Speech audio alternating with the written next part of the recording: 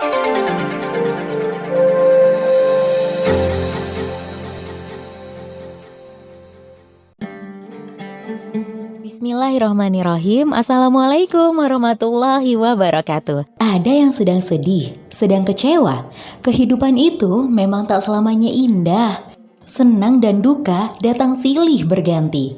Hal ini semakin memantapkan hati untuk menilai kehidupan dunia ini adalah semu. Kebahagiaannya semu, kesedihannya semu. Merasa sedih, gelisah, stres, sampai putus asa. Semua itu pasti pernah dialami setiap manusia. Sebelum kita lanjut, buat sahabat muslim yang belum subscribe, monggo di-subscribe dulu channel YouTube ini. Jangan lupa di-share ke teman-teman dan grup WhatsApp keluarga pastinya. Tentunya dalam menyikapi kesedihan ini, seseorang muslim tidak boleh berlarut-larut, sehingga mungkin akan menyebabkan pikiran menjadi semakin kacau. Sahabat muslim yang dimuliakan Allah Subhanahu wa Ta'ala, perlu kita sadari bahwa kesenangan dunia dan kesengsaraannya adalah ujian dari Tuhan semesta alam. Apakah menjadi hamba yang bersyukur saat diberi nikmat dan sabar saat diberi cobaan? Ataukah sebaliknya? Karena dunia ini adalah darul ibtila, negeri tempat ujian dan cobaan. Allah Azza wa Jalla berfirman, "Wahai manusia, kami akan menguji kalian dengan kesempitan dan kenikmatan, untuk menguji iman kalian, dan hanya kepada Kamilah kalian akan kembali."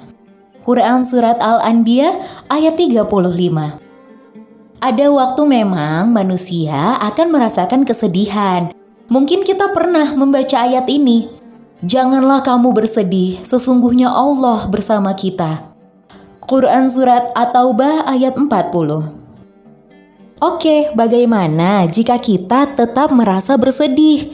Ini artinya ada sesuatu yang salah di dalam hati kita. Dalam ayat di atas, kita tidak perlu bersedih sebab Allah bersama kita. Jika kita masih juga bersedih, artinya kita belum merasakan dekatnya dengan Allah. Yang dimaksud bersedih bukanlah berarti menangis. Menangis adalah bermaksud dalam rangka takut dan berharap kepada Allah, supaya kita bebas dari api neraka. Bersedih yang dilarang adalah kesedihan akibat ketidaksabaran, tidak menerima takdir, dan menunjukkan kelemahan diri. Bersedih itu adalah fitrah manusia. Para nabi bersedih, bahkan Rasulullah SAW pun bersedih. Namun, para nabi tidak berlebihan dalam bersedih. Para nabi segera bangkit dan kembali berjuang tanpa memanjangkan kesedihan. Tetapi, sindrom dari kalangan kita adalah kita suka memanjangkan kesedihan. Seakan Allah tidak wujud dalam kehidupan kita. Bersedih, selain takut karena Allah tidak diajarkan dalam agama. Bahkan kita banyak menemui ayat maupun hadis yang melarang kita untuk bersedih. Janganlah kamu bersedih, sesungguhnya Allah bersama kita. Quran Surat At-Taubah ayat 40. Janganlah kamu bersikap lemah dan janganlah pula kamu bersedih hati, padahal kamulah orang-orang yang paling tinggi derajatnya jika kamu orang-orang yang beriman. Quran Surat Al-Imran ayat 139. Rasulullah SAW pun berdoa untuk agar terhindar dari kesedihan. Ya Allah, aku berlindung kepadamu dari kekufuran dan kekafiran. Ya Allah, aku berlindung kepadamu dari azab kubur. Tiada Tuhan kecuali Engkau. Hadis riwayat Abu Daud. Bagaimana caranya supaya kita tidak bersedih lagi? Jika kita melihat ayat dan hadis yang disebutkan di atas, setidaknya kita sudah memiliki dua kekuatan agar tidak terus berada dalam kesedihan. Pertama, dari ayat At-Taubah ayat 40, bahwa cara menghilangkan kesedihan ialah dengan menyadari, mengetahui, dan mengingati bahwa Allah bersama kita. Oleh itu, apa yang perlu kita takutkan?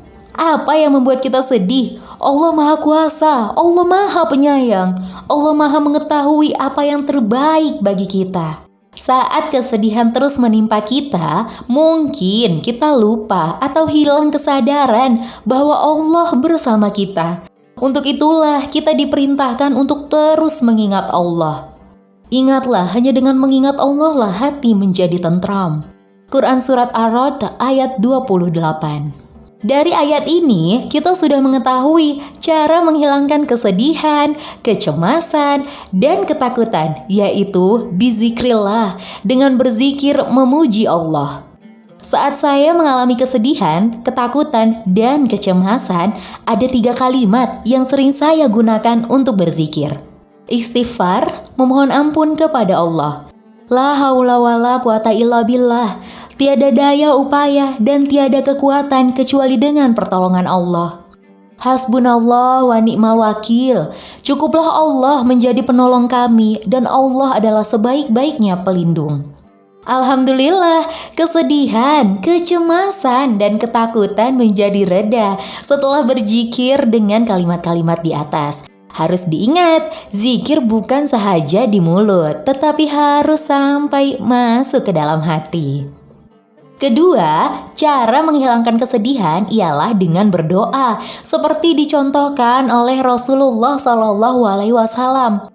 Nabi pun meminta pertolongan Allah, apalagi kita jauh lebih memerlukan pertolongan Allah. Maka berdoalah, ya Allah, aku memohon perlindungan denganmu daripada keluh kesah dan kesedihan, rasa lemah dan kemalasan. Aku memohon perlindungan denganmu daripada sifat penakut dan kebahilan. Dan aku mohon perlindungan denganmu dari beban hutang dan dikuasai seseorang. Hadis riwayat Abu Daud. Doa ini adalah diajarkan Rasulullah SAW kepada Abu Umamah radhiyallahu anha sewaktu baginda mendapati beliau sedang bersedih di dalam masjid. Kesedihan adalah keperluan, tetapi tidak boleh berlebihan. Sedih memang baik, sekali-sekala ia melembutkan hati. Tanda jiwa yang sensitif, tanda hati yang peka. Tetapi merendam roh kita ke dalam kesedihan terlalu lama akan meruputkannya. Apakah alasan untuk memanjangkan kesedihan? Kesedihan tidak akan pernah menjadi penyelesaian kepada suatu masalah.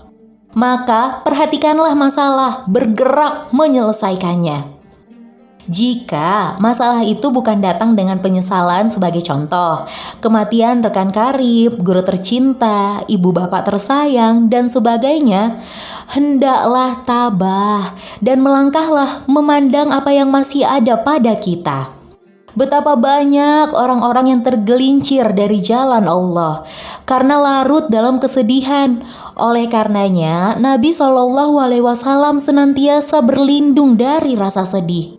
Di antara doa yang sering dipanjatkan Nabi adalah Allahumma inni a'udzubika minal hami wal hazani.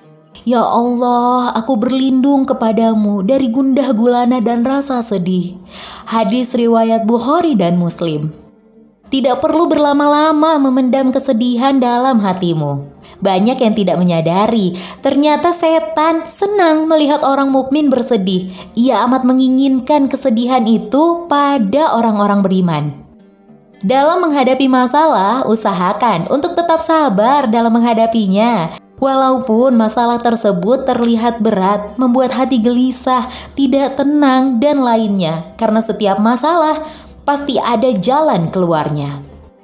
Allah telah berfirman, hai orang-orang yang beriman, jadikanlah sabar dan sholat sebagai penolongmu. Sesungguhnya Allah beserta orang-orang yang sabar. Quran Surat Al-Baqarah ayat 153. Zikir dan istighfar juga dapat menenangkan hati dan pikiran. Terdapat 2 amalan wirid zikir yang dapat dilakukan agar hati menjadi tenang. Pertama, zikir hasbunallah wa ni'mal wakil. Dan kedua, zikir la haula wala quwata illa billah. Firman Allah Ta'ala, yaitu orang-orang yang beriman dan hati mereka menjadi tentram dengan mengingat Allah. Ingatlah, hanya dengan mengingat Allah lah hati menjadi tentram. Quran Surat Ar-Ra'd ayat 28. Demikianlah, amalan-amalan itu dikutip dari Al-Quran yang sudah pasti kebenarannya. Jika kita bersedih, itu adalah hal lumrah. Akan tetapi, janganlah rasa sedih itu dibiarkan berlarut-larut. Sebab hati yang lemah dapat menjadi jalan setan untuk merasuk ke tubuh dan pikiran kita.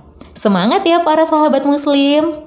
Wallahu a'lam bishawab. Wassalamualaikum warahmatullahi wabarakatuh.